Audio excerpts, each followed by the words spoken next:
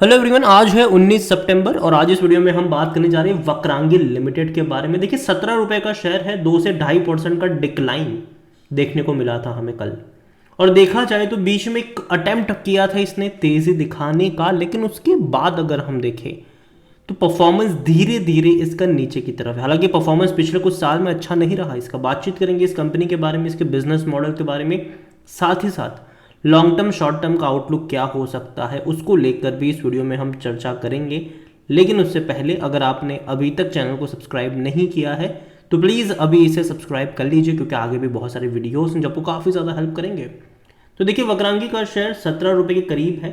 पिछले एक महीने में देखो तो 9.5% का ग्रोथ है। देखो पहले क्या था कि धीरे धीरे ये भाग रहा था। एक दिन में एक बहुत बड़ा मूव इसने दिखाया था, एक ही दिन के अंदर एक बहुत बड़ा मूव था और उस मूव की वजह भी खबर थी। लेकिन उसके अगले दिन अगर हम देखें तो गिरा, वापस तेज आई, फिर डिक्लाइन आया। एक साल का अगर हम ग्राफ देखेंगे तो लगातार ये नीचे की तरफ गया है और जो लोअर लेवल इसका रहा है वो 14-15 के करीब रहा है। वहां से एक सपोर्ट मिलता ज़रूर है कि शेयर भागता है। 15 के का जो लेवल है वो एक सपोर्ट जोन कह सकते हैं कि देखने को मिल रहा है।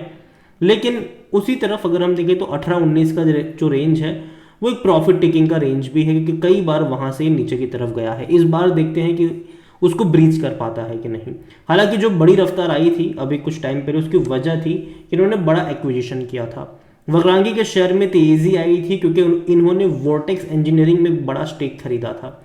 हालांकि अगर हम देखेंगे तो स्टेक कोई उतना परसेंटेज वाइज ज़्यादा लगेगा आपको, लेकिन अगर हम रुपीज़ में कन्वर्ट करते तो उतना बड़ा नहीं है।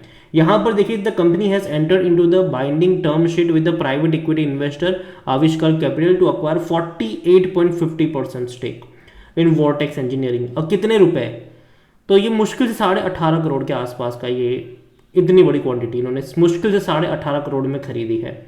हालांकि कुछ फ़ायदा भी है इनका, डेफिनेटली कुछ फ़ायदा है, क्योंकि जिस कंपनी को खरीदा है वो कंपनी जो है वो लेंडिंग प्रोवाइड करवाती है एटीएम मशीन वगैरह को लेकर, जो कि अच्छी बात है, कोई बुरी बात नहीं है। और इनका जो बिजनेस है वो धीरे धीरे उससे थोड़ा बहुत सिमिलर भी है वक्रांगी की। अगर हम बात मतलब हेल्प करने वाला है, जैसे कि वक्रांगी की अगर हम बात करें तो वक्रांगी केंद्र होते हैं, एटीएम भी भैया सेटअप करने का काम है इनका, ठीक है। फ्रेंचाइजीज भी इनकी होती है कि भैया वक्रांगी केंद्र के साथ में सर्विसेज अगर आप देखोगे तो कई सारी बैंकिंग सर्विसेज भी आपको देखने को मिलेंगी, इंश्योरेंस, फाइनेंशियल, एटीएम सेटअप करने का काम है। ई कॉमर्स में भी कई सारी है, जैसे कि आपको असिस्टेंट्स प्रोवाइड करवाते हैं, चाहे ऑनलाइन शॉपिंग हो, ऑनलाइन हेल्थ केयर हो, ट्रैवल हो, टेलीकॉम बिल पेमेंट और लॉजिस्टिक। लेकिन अगेन मैं कहूँगा ये जो इनका ई कॉमर्स वाला जो है ना, वो धीरे धीरे मुझे उतना बड़ा पोटेंशियल यहाँ पर नहीं लगता। रीज़न ये है कि जैसे जैसे इंडिया में स्मार्टफोन पेनिट्रेशन बढ़ेगा, लोग खुद से ही उतने ज़्यादा अवेयर होते चले जाएंगे।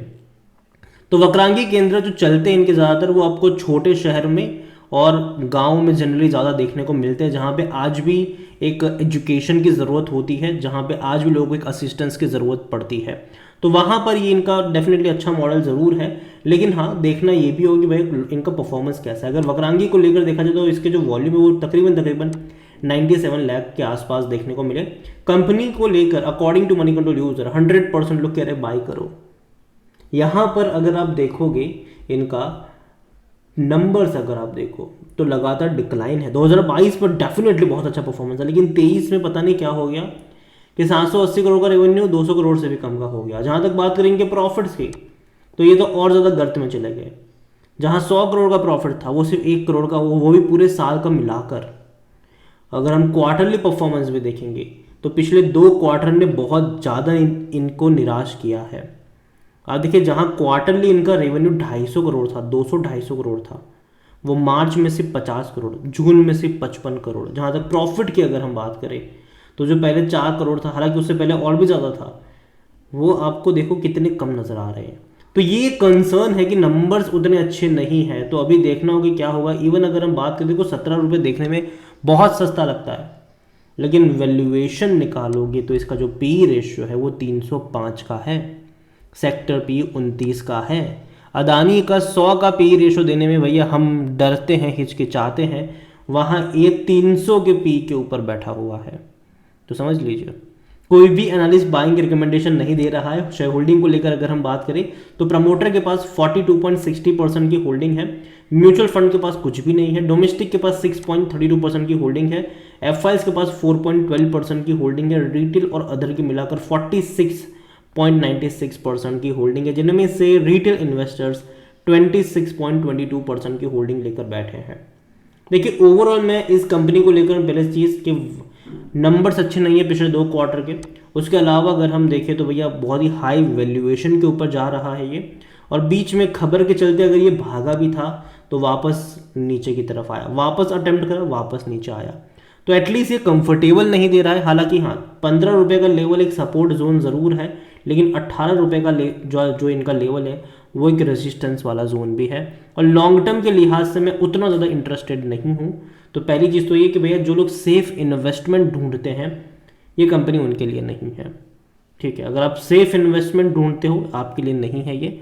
अगर आपको रिस्क लेना है तो 15 रुपये के आसपास रिस्क लिया जा सकता है, और 17 रुपये के आसपास 18 रुपये के आसपास प्रॉफिट टेकिंग, सिंपल सी बात है। बाकी मर्जी आपकी है।